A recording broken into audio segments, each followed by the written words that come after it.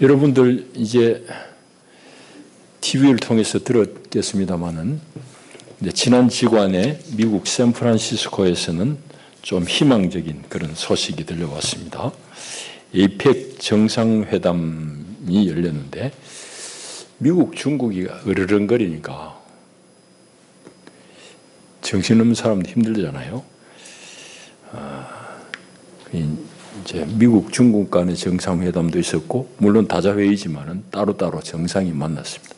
시진핑은 미국, 일본 정상을 만난 것뿐만 아니라 멕시코, 또 뭐 작은 나라들, 피지 대통령까지 다 만났습니다. 우리 대통령실에서도 만나려고 애를 쓰는 것 같은데, 저는 저게 되겠나 싶더라고요. 저는 그런 촉은 좀 있는가 봐. 과연 불발됐습니다. 불발됐는데 안타까워요. 시진핑이 좀 마음을 풀기에는 아직까지 좀 시간이 더 필요하겠구나 그런 생각이 듭니다. 내가 기록을 이래 찾아보니 4월 달에도 지난 4월 달에 시진핑 주석이 큰 마음 먹고 광저우에 있는 LG 공장을 방문했어요. 그런 일이 없다고 그러는데 하여튼 방문해가지고 막 치하하고 격려하고 뭐 그랬어요. 그 얘기 무슨 얘기인가 하면은 미국, 중국 열심히 싸우지만은 한국 잘해보세 뭐 이런 말인데 바로 다음 날인가 그 다음 날인가 우리 대통령이 대통령실에서 성명을 발표했는데 중국은 대만 해협의 질서를 무너뜨린 일을 우리는 결단코 반대한다. 그런 성명을 발표. 난 그거 들으면서 야 대통령 주변에 참모들 참 저 배짱 세다. 저 요랑이 있나 없나 싶은 생각이 들더라고요. 중국은 우리한테 화해하자고 억수나 내미는데 뺨따구 치는 거거든. 그러니까 이제 시진핑 아직까지 마음이 이제 덜 풀리 있을 겁니다. 어쨌든 하여튼 각국이 이제 좀 서로 잘해보자 하고 이제 회담들을 하고 그러는데 우리는 뭐 끼지 못했습니다. 그뿐만이 아니라 시진핑 주석이 이제 그 주최한 만찬에는 미국 기업인들 초청했는데 그 시진핑하고 같이 앉는 테이블, 헤드 테이블에는 그 좌석료가 5,200만 원인데 거기도 줄 서가지고 서로 앉으려고 그랬는데 못 앉는 사람들이 많다는 그런 보도를 들었습니다.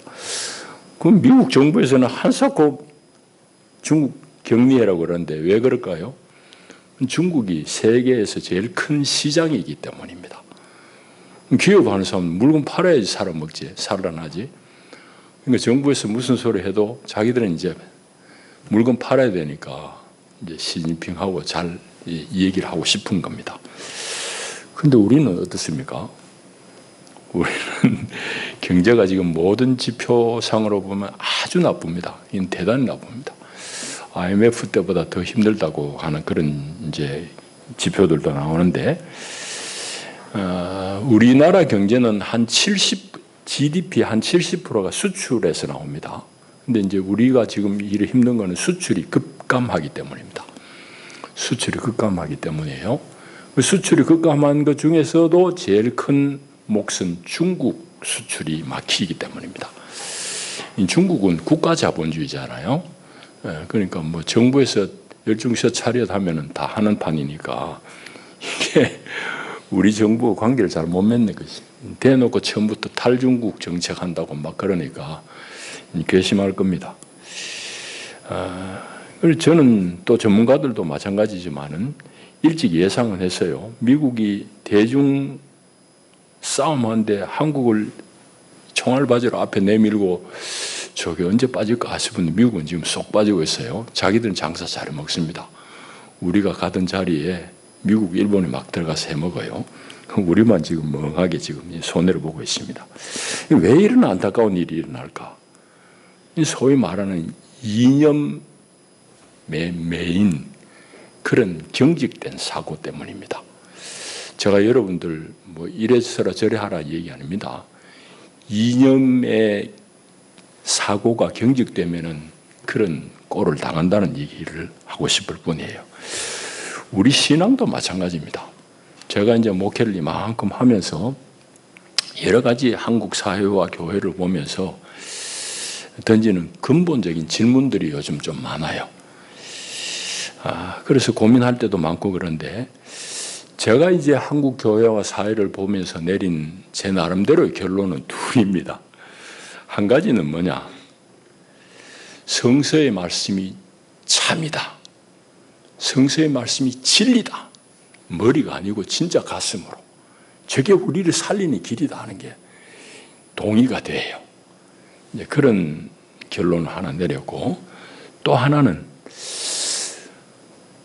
그럼에도 불구하고 우리 신앙은, 우리 한국 교회의 신앙 인격은 성서의 진리에서 꽤 빗나가 있구나 하는 그런 결론입니다. 여러분들이 동의하든지 안 하든지 저는 그렇게 생각해요. 여러분들이 동의하는 만큼만 하시기 바랍니다. 제가 왜 그런 결론을 내린가 하면은 세상에서 보면은 이념에 함몰되어 가지고 저렇게 엉터리 짓을 하니 교회도 똑같은 짓을 하고 있어요. 교회와 세상은 여러분 유기적입니다. 이게 따로 떨어진 게 아니에요. 여러분들 신앙도 마찬가지예요. 우리 삶하고 교회 안에서 신앙이 떨어져 버리면 그건 아무런 의미가 없는 거예요. 다 유기적이에요. 다 관련되어 있다고. 이 안에서 할렐루야 밖에 나가가지고 지 마음대로 사는 그거는 신앙 없는 겁니다. 그러니 우리 신앙이란 것은 삶하고 뗄 수가 없는데 한국 교회도 마찬가지입니다. 사회가 그런 것이 교회가 결코 무관한 게 아닙니다. 내가 이제 이 고민을 하면서 보면은 우리 신앙이 성서 진리에서 떠났다는 현상들을 여러 곳에서 발견할 수 있는데 두 가지만 제가 재미있는 예를 들어보겠습니다. 제가 살핀 대로는 그렇습니다. 예수 잘 믿는다고 얘기하는 사람들 중에서 이런 극단적인 모습을 보이는 경우가 있어요. 첫째 케이스는 어떤 거 하면은 예수 믿는 사람들은 직장에서 노조에 가입하면 안 된다라는 그런 이제 주장을 하는 사람이, 그런 신념을 가진 사람들이 꽤 있습니다. 제가 신학할 때 보면은 옆에 동기들 중에서도 그런 주장을 하는 사람들이 제법 있는 거예요. 예수 믿으면 노조에 가입하면 안 된다. 왜? 그랬더니 하는 말이 성경에 보라고 종들아 네 상전에게 복종하라고 그러지 않느냐고. 참 맹랑한 소리죠. 지금이 어떻게 종과 상전의 관계냐고. 지금 노동자가. 그런 소리 아직도 뻔히 하고 있는 거야. 참 정신 나간 소리를 하고 있는 거야. 그런 극단에 치우칩니다. 또 한 극단이 있습니다. 그거는 말하자면은 예수 믿는 것이 뭐 막 요랑 없이 투사가 되는 거야. 투사. 기독교 투사가 되는 그런 형태의 신앙인들이 있습니다. 이 한국 교회가 지금 가지고 있는 투사형은 뭔가 하면 자유민주주의의 투사예요. 이건 이제 6.25 전쟁 때부터 이제 시작이 됐을 텐데, 역사적인 맥락을 보면 그때가 언제예요? 70년 전이잖아. 아직도 그 이념에, 그 주장에 함몰되어 있는 거예요. 그러면 자유민주주의 수호자라고 자처하는데 자유민주주의 뭐냐? 이러면 말을 못해요. 지는 말을 못하는데 내가 분석해 본 대로는 두 가지입니다. 첫째는 무조건적인 미국 추종. 두 번째로는 자본주의 맹신. 이 둘입니다. 이게 이제 우리가 말하는 한국 교회가 가지고 있는 자유민주주의라는 것의 내용이에요. 그런데 그런 것들이 성서의 진리에 부합되느냐는 질문을 안 합니다. 그럼 왜 그런 주장을 해? 옛날부터 그랬으니까 이러고 앉았습니다. 그러니까 교회에 장래가 있겠냐고. 젊은이들이 교회를 왜 떠나겠냐고. 교회 안에서 희망을 보니까 이게 젊은이들이 오는데 이거 안 보이는 거지. 그러니까 교회가 지금 어려운 겁니다. 이런 얘기 하려면 너무너무 길지만은 그런 정도로 우리가 얘기를 하고 오늘 본문을 살펴봐야 됩니다. 과연 내 신앙이, 내가 믿는 바가 성서 진리에 맞느냐 아니면 이념을 내가 믿느냐, 그거 질문을 해야 돼요. 여러분, 그거 아니면은 우리는 중세의 십자군에 전부 끌려나간 그 소년병들하고 똑같은 희생을 당할 수밖에 없어요. 이 십자군은 오랜 기간 동안 한 13차례 있었습니다. 이 슬로건은 뭐냐? 이슬람에 뺏긴 이 거룩한 도시 예루살렘을 회복하자는 슬로건입니다. 근데 그 내막을 보면은 동로마 황제가 자기가 이제 오스만 투르크가 점령을 하니까 위협을 넣고 자기 제국이 무너질까. 그러니까 교황한테 이제 손을 벌린 거예요. 그러니까 황제와 교황의 이권 다툼에 희생된 사람들이에요. 그런데 교회는 그런 역사적인 것들을 보면서도 반성을 못해. 아직도 마찬가지. 앞으로 나라니 다 그걸 따라갑니다. 못된 놈들이 많은 거지. 자기 유익을, 자기 배를 채우는 거예요. 저 주장이, 저 슬로건이 성서의 진리에 부합하느냐? 저 이념이 성서의 진리에 부합하느냐? 그런 질문들을 해야 되는 겁니다. 여러분, 그러니까 우리는 잘 믿어야 되고 성경을 잘 독서해야 됩니다. 잘 읽어야 돼요. 오늘 본문에는 성경을 아주 난독한 그런 한 무리가 나옵니다.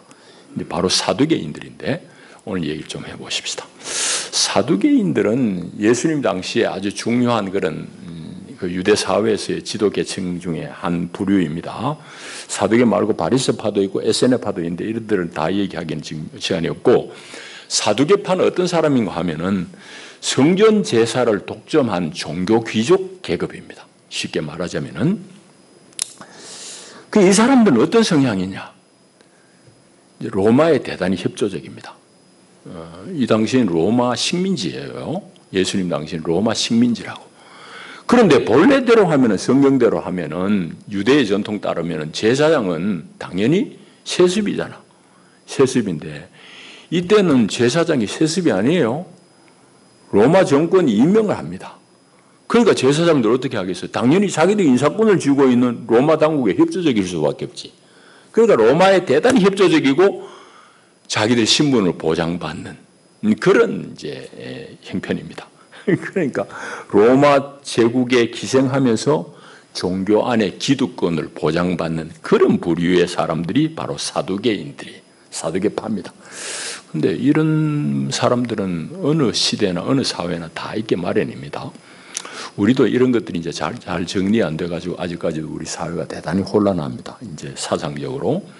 우리나라 짧게 이야기하면 그렇습니다.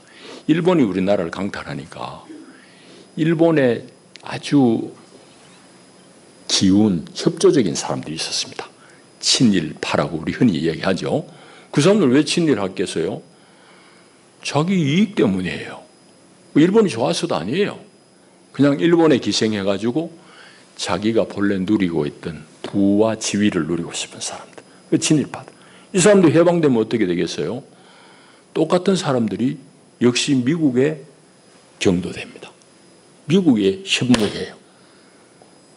군정이 끝나고 이제 독재정부 들어서니까 또 그 정부에 또 협력합니다. 그런 사람들이 소위 지금까지 쭉 이어져 가지고, 물론 그 사이에 이제 세월이 오래 흐르니까 계급들이 이렇게 이제 좀 뒤섞이긴 하지만은 우리 사회의 주류 소위 말하는 이제 기득권층을 형성하게 됩니다. 그러니까 우리가 그 친일의 그 업을 단죄 못한 것이 아직까지도 우리는 지금 큰 과제로 남아있단 말이에요.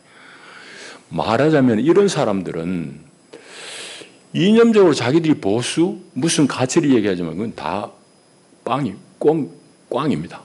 속내는 다 자기 이익 안 잃어버리려고 하는 거예요. 제일 대표적인 아주 우습고 슬픈 예가 있습니다. 그건 이제 한국 전쟁이 나가지고 서울이 이제 함락됐을 때에 조선일보가 보인 행태. 여러분 들은지 몰라요. 조선일보에서 호해를 발행합니다. 김일성 만세. 뭐예요? 그 사람들은 보수주의자들 아니에요.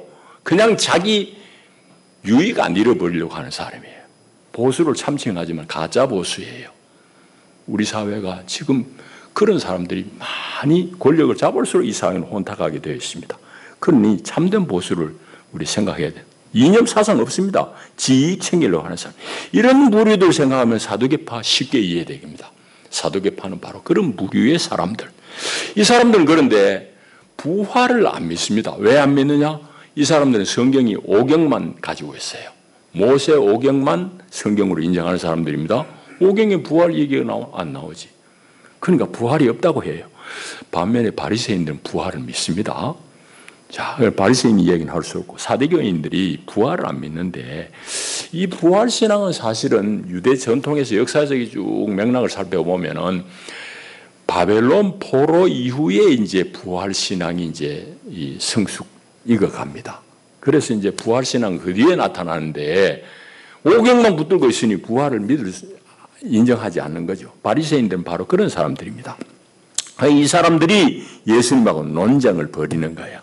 20장부터 보게 되면은 예수님이 예루살렘에 입성해가지고 여러 그 종교 안에서 있는 기득권층들하고 싸움하는, 논쟁하는 그런 장면들인데 오늘 그 중에 하나예요. 이 사람들이 부활을 부인하니 신명기 25장을 들어가지고 예수님한테 묘한 질문을 합니다. 그 신명기 25장에 있는 건 소위 말하는 형사 취수혼입니다. 우리도 옛날에 고조선 시대에 다 있었습니다.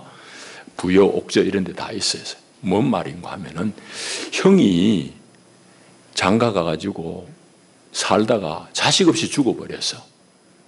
그때는 어떻게 했나 하면은 동생이 그 과부가 된 형수하고 관계를 맺어가지고 형의 대를 잇게 했어요. 그게 형사취수원입니다. 우리나라도 있었고 성경 구약에도 나옵니다.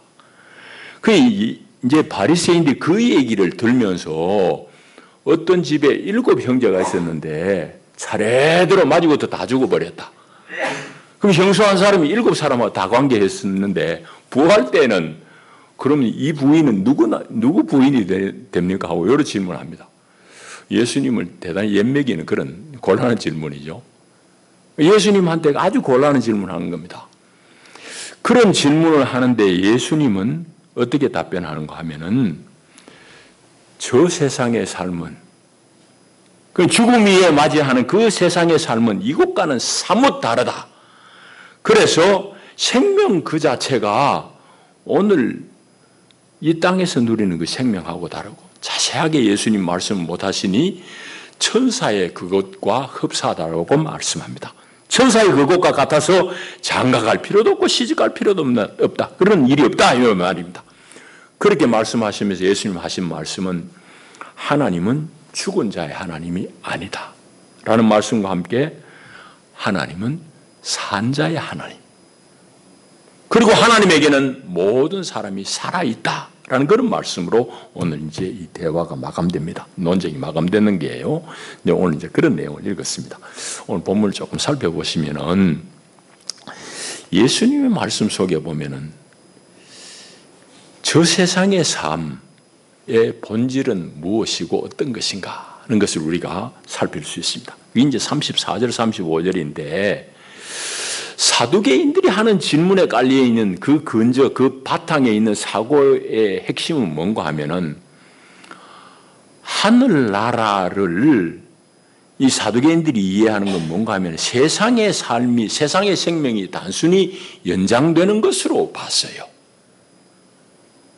그러니까 7이 있으면은 7하고 다 이 부인이 관계 있으면 누구 아내가 되느냐. 그러니까 저 세상의 삶도 이 세상의 삶의 연장으로 본 겁니다. 사두개인은 그런 사고방식이 깔려 있어요. 반면에 주님은 주님 말씀의 그 본질, 근저에 깔려 있는 것은 뭔가 하면은 그곳에서 삶, 그 다음에 하나님 앞에서의 누리는 그 생명이란 것은 이 땅에서의 생명과는 전혀 차원이 다른 걸 말씀하는 겁니다.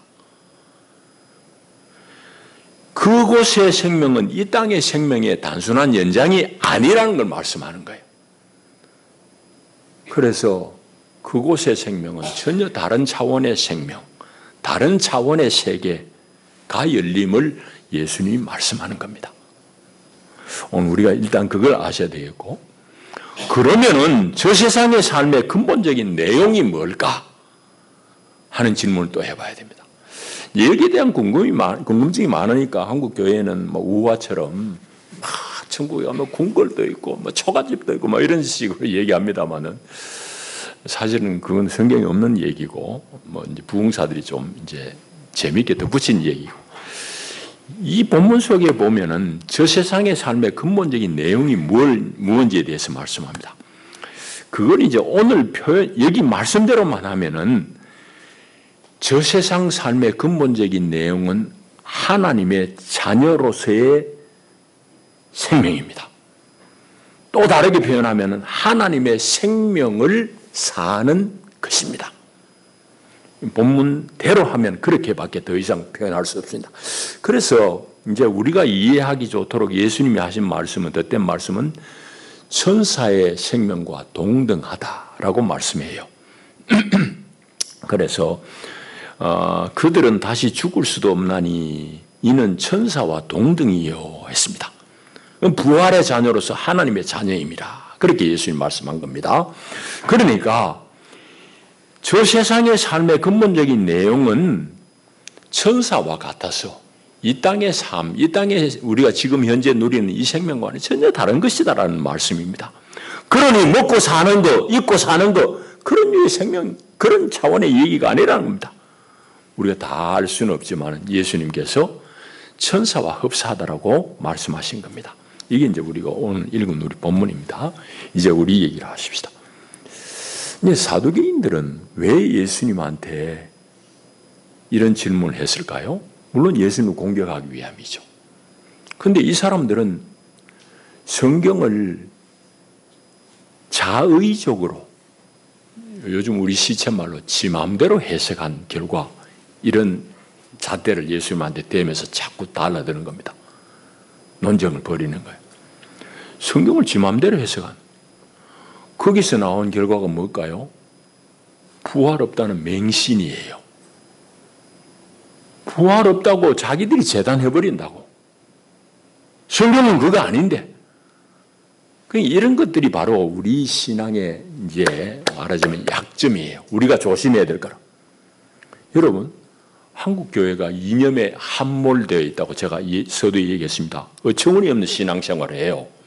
그러니까 극단적인 모습이 조금 전에 얘기했듯이 노조에 가입하면 그 예수 믿는 놈이 아니야 하는 그런 설교자도 있고 내가 보기에는 그 양반 속이 뭐들인지 몰라요. 다 기독교 사회에서 사람의 평등함을 연구하고 그걸 실현하려고 하다가 사용자한테 늘 을이 되지 말라고 노동자에게도 권리를 준 게 파업권이고 노동조합을 결성하는 건데 이게 뭐 종이 상전한테 복종하라 했는데 이런 성경을 가지고 지금 그런 소리를 하고 있으니 참 난감한 노릇이. 어쨌든 그와 같이 성경을 잘못 난독하게 되면은 그런 우를 범하게 되는 거예요. 어처구니 없는 신앙생활 한다. 그런 모질이 같은 신앙생활 할 뿐만 아니라 세상의 이념이 그게 마치 금과 옥조 성경이 말씀하는 진리인 것 같이 거기에 그냥 동조해버려요. 그러니까 광화문 앞에 그 이스라엘 깃발 들고 성경기 붙들고 악다구니 여름에 쓰는 할매들이 뭐냐. 미안하지만 다 그 이념에 함몰된 거예요. 이념에 함몰된 거예요. 여러분, 그게 오늘 우리 현실이에요. 그러니까 이거는 오늘 우리 문제라고요. 성경을 제대로 못 읽으면 우리 다 그런 맹신할 수밖에 없어요.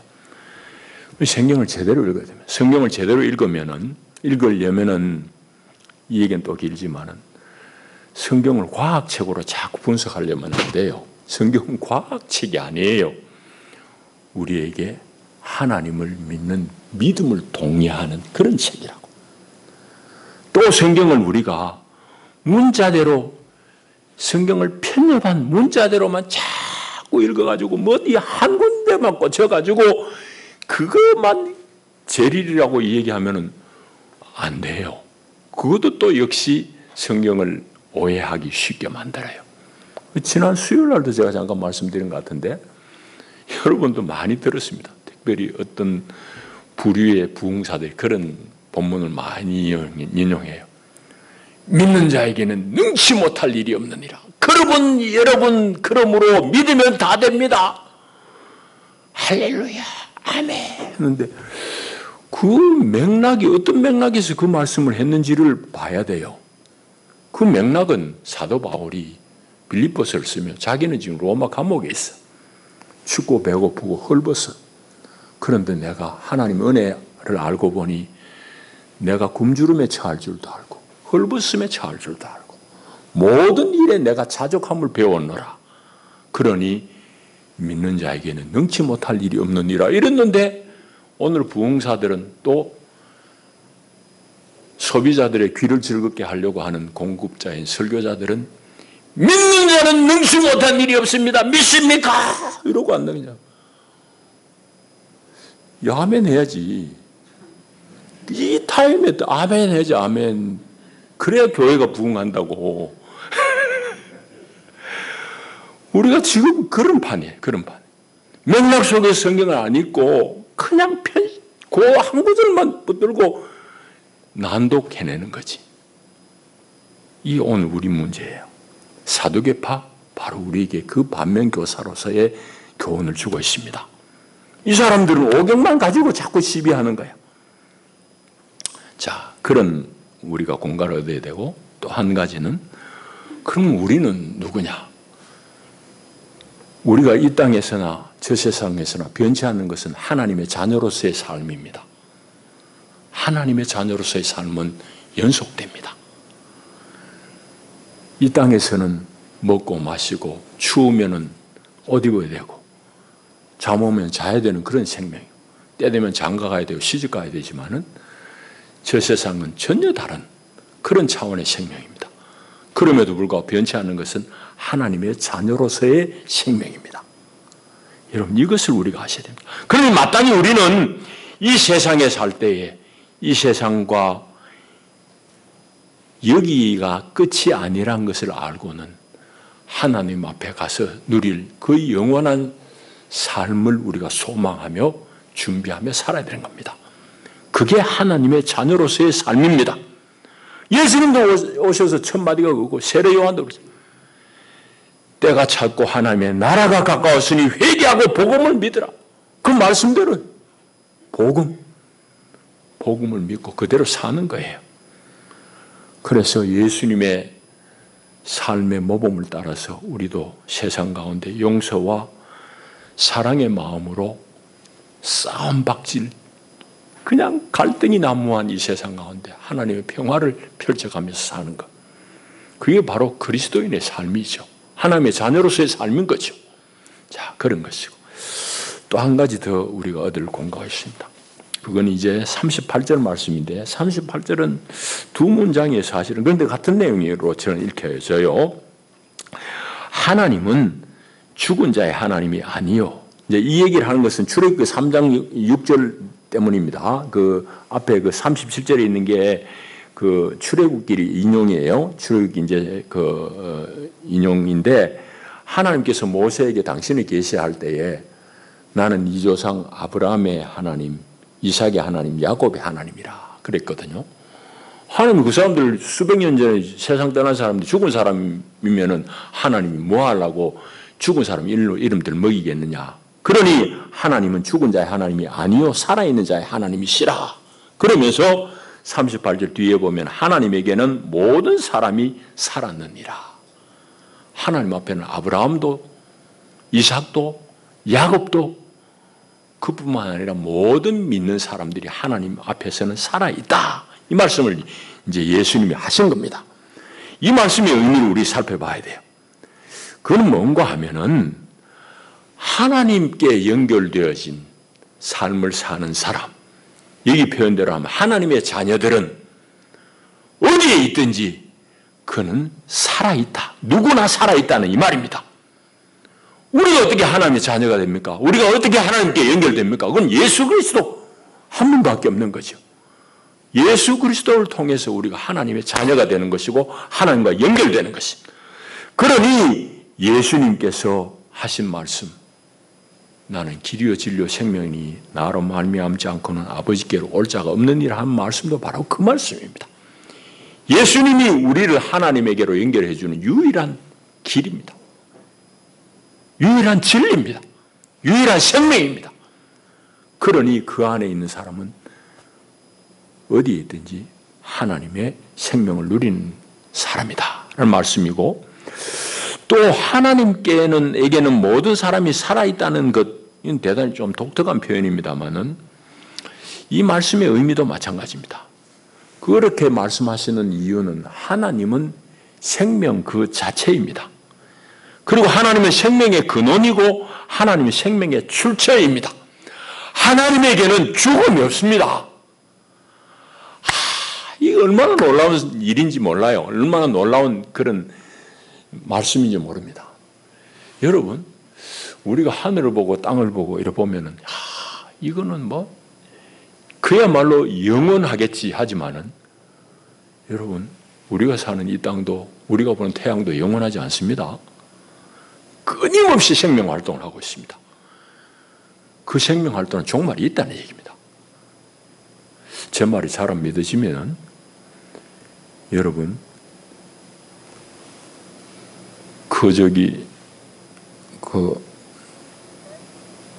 지금 망원경 무슨 웹이죠? 얼른 생각이 안 나요. 그 망원경으로 찍은 우주의 여러 사진들 보면은 태양도 지금 끊임없이 생명 활동을 하고 있어요. 그리고 지금도 다른 별들이, 죽어가는 별들이 사진이 찍혀요. 지금도 새로 생성되는 별들이 사진이 찍혀요. 조지 웹? 아닌데. 무슨 웹 사진이? 웹 망원경. 얼른 생각해. 그러니 이 세상에 변하지 않는 것은 없습니다. 다 나고 다 사라집니다. 그것을 있게 한 것은 하나님 한 분입니다. 하나님이 생명의 근원이시기 때문입니다. 하나님이 생명의 출처이기 때문입니다. 우리도 하나님이 주신 만큼 수를 누리다가 하나님께로 다 돌아갑니다. 이게 성서의 말씀이고, 오늘 과학이 조금씩 그거 이제 밝혀낼 뿐입니다. 조금씩 그 카튼을 열 뿐이에요. 그러니까 여러분, 얼마나 놀라운지 몰라요. 얼마나 놀라운지 모른다. 저는 이제 요즘은 또 재미있게 보는 책이 양자역학 그 챕터를 좀 읽어봐요. 그것도 너무 재밌습니다. 여러분, 과학은 현상을 보고 거기서 이론을 추출해내는 게 과학이잖아요. 증명이 안 되면 그건 과학적으로는 다 그거는 인정을 못 받아. 근데 성경에 보면은 이 세상이 하나님의 말씀으로 지어졌다고 그래요. 또 이 세상이 성령이 운행해서 그 세상이 질서를 찾았다고 그래요. 과학으로 입증이 되냐고. 근데 그걸 입증하기 시작한 것이 양자역학입니다. 길게 이해할 수는 없고, 양자역학은 물리학이 아주 미세 물리학입니다. 이런 거시 물리학이 있어요. 큰 틀에서 보는 중력, 인력 이런 거는 이제 큰 틀에서 보는 물리학. 이건 미세 물리학. 분자, 원자 쪼개고 들어가서 보니까 이게 움직이는 게 희한하더라는 거지. 이 물질의 최소 단위에 가니까 의식이 있다 이래요. 과학자들의 말로는 의식이 있다고. 의식, 생각이 있다 이 말입니다. 물질이 생각이 있다는 게 옛날에 상상이나 했냐고. 그럼 성경대로 하면 그게 영이에요. 하나님의 기운이에요. 그래서 저는 그런 부분의 글도 재밌게 요즘 읽고 있습니다. 어쨌든 이런 것들을 다 둘러보건대 세상에 변치 않는 것은 하나님밖에 없어요. 태양도 다 지금 소멸되어 갑니다. 세상에 다 없어질 거예요. 또 새롭게 생길 거예요. 변치 않는 분, 영원 전부터 영원 후까지 변치 않는 분 하나님 한 분밖에 없어요. 하나님이 생명입니다. 그래서 하나님과 연결되어 있기만 하면 그는 그 앞에서 살아있느니라. 이 말은 다시 얘기하면 우리가 하나님 앞에 사는 존재이면은 내 삶의 형편이, 내 실존적인 입장이 어떻든지 간에 심지어는 죽음에서라도 그는 살아있다는 말씀입니다. 이게 바로 성경에서 말씀하는 부활의 생명이에요. 하나님이 주시는 생명이에요. 오늘 그걸 지금 주님이 말씀하는 겁니다. 사도개인들은 그거 안 믿는 거지. 이해 안 되는 거지. 왜? 자기들이 가지고 있는 성경, 오경 안에는 그 얘기 없으니까. 예수님은 그들에 대해서 영원한 세계가 있다는 걸 말씀하고, 부활이 있다는 걸 말씀하고, 그 생명이 있다는 것을 말씀하고, 그리고 그 삶은 하나님의 자녀로서의 삶이라는 걸 말씀하고 있습니다. 이제 말씀 맺겠습니다. 제가 이제 침을 튀기고 하는 이런 말씀이 어떤 분에게는 되게 좀 실감이 될 수도 있고, 어떤 이에게는 좀 실감이 덜 올 수도 있습니다. 나이 따라 달라질 수도 있지만은, 실감이 덜 오는 이유는 아마도 우리 속에 사두개인들과 같은 사고에 머물러 있기 때문일 수도 있습니다. 그건 무슨 말인가 하면은, 사두개파, 대단히 현실주의자들, 어디에 가든지 자기 유익, 자기 떡 안 내놓으려고 하는 사람이에요. 그러니까 이렇게 현실적인 사람들에게는 장가가고 시집가고 뭐 이 땅에서 잘 되고 하는 이게 생명 현상의 전부로 봐지는 거예요. 그러니까 그 외에 다른 것들은 관심이 별로 없어요. 이 얘기하고 싶지도 않아요. 에이, 목사님, 잘 된다는 얘기 좀 해야죠. 뭐 그런 정도의 머뭅니다. 이거는 우리의 사고가, 우리의 가치관이 너무 이 땅의 풍요에만 경도되어 있기, 치우쳐져 있기 때문입니다. 여러분, 그러나 여기 성경이 말씀하듯이 다시 하나님에게는 모든 사람이 살았다는 말씀을 여러분들이 꼭 기억하셔야 됩니다. 하나님 앞에서는 모든 사람이 살아있다. 이 말은 무슨 말인가 하면은, 우리가 죽음을 피할 수 있는 사람이 있습니까? 이 숨쉬는 생명, 이게 끊어지는 나를 피할 수 있는 사람이 있냐고. 어느 누구도 없잖아요. 죽음은 다 피할 수 없는 현실입니다. 그럼에도 불구하고 하나님에게는 이 죽음조차도 생명 현상의 한 과정이라는 말씀입니다. 여러분 놀랍지 않습니까? 오늘 하나님은 그런 말씀을 우리에게 하시는 거예요. 우리의 죽음조차도 생명의 한 과정일 뿐이라는 거예요. 하나님에게는 모든 것이 생명입니다. 하나님 앞에 있는 자에게는 모든 것이 생명입니다. 그것을 예수님은 바로 이렇게 말씀하시는 거예요. 하나님은 죽은 자의 하나님이 아니요 살아있는 자의 하나님이시라. 하나님에게는 모든 사람이 살았느니라 말씀하시는 것이 바로 그 이유입니다. 여러분, 이런 사실을 깨닫고 믿는 사람은 이제 그의 삶이 달라지게 되었습니다. 그가 보는 세상이 다르게 보입니다. 기존의 틀에, 이건 이념적인 틀일 수도 있고 자기가 생각한 사고의 틀일 수도 있습니다. 이 틀의 속박을 깨치고 나올 수 있습니다. 그 깨쳐나온 여러 가지 현상들은 바로 주님이 지시하신 그 삶의 길이죠. 하나님의 창조의 질서에 대해서 깊이 감사하고 하나님이 창조하신 그 질서를 보존하려고 애쓰는 마음, 우리 세상 가운데 하나님이 지으신 세상을 기꺼이 아끼고 사랑하는 마음, 그뿐만 아닙니다. 여러분, 세상의 모든 인간이 만든 이념, 인간이 만든 사상 절대화하지 못합니다. 왜? 하나님으로부터 나온 게 아니니까. 다 상대적이에요. 그 때를 따라 이때는 이런 정책, 이런 이념, 때로는 이런 이념, 이런 정책 왔다 갔다 할 뿐이에요. 하나님 앞에 변치 않는 그런 이념 사상은 없는 겁니다. 그걸 우리가 알아야 돼요. 이념의 노예가 아니 되어야 된다 이 말입니다. 그 대신에 예수님의 마음을 품고 사람을 깊이 사랑하게 되는 겁니다. 나하고 생각이 다르다고 배척하는 것이 아니고, 나하고 인종이 다르다고 깔보는 것이 아니고, 나보다 가난하다고 멸시하는 게 아니고, 다 하나님의 귀한 자녀들인 겁니다. 그 사람들을 사랑하게 되는 거예요. 그리고 하나님의 마음으로 세상을 보려고 애를 쓰는 겁니다.